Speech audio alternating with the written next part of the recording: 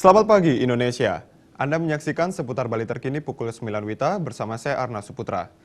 Pemirsa, kemajuan pariwisata Bali saat ini tentu tidak terbantahkan lagi.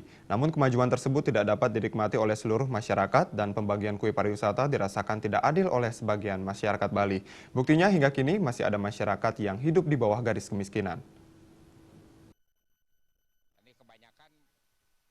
Pengamat sosial yang juga Ketua Yayasan Jaringan Hindu Nusantara Wayan Kante Adnyana mengatakan, pesatnya perkembangan pariwisata Bali ternyata belum dinikmati merata seluruh masyarakat.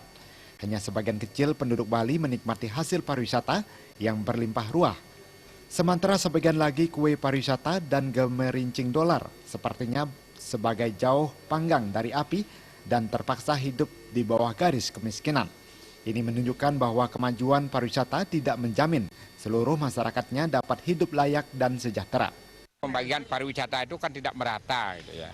Jadi kebanyakan uang itu larinya entah kemana, ke pusat atau kemana atau bukan apa. Jadi sehingga umat kita masih banyak seperti lihat coba di TV atau di berita-berita medsos. Banyak sekali umat kita yang masih jauh daripada layak.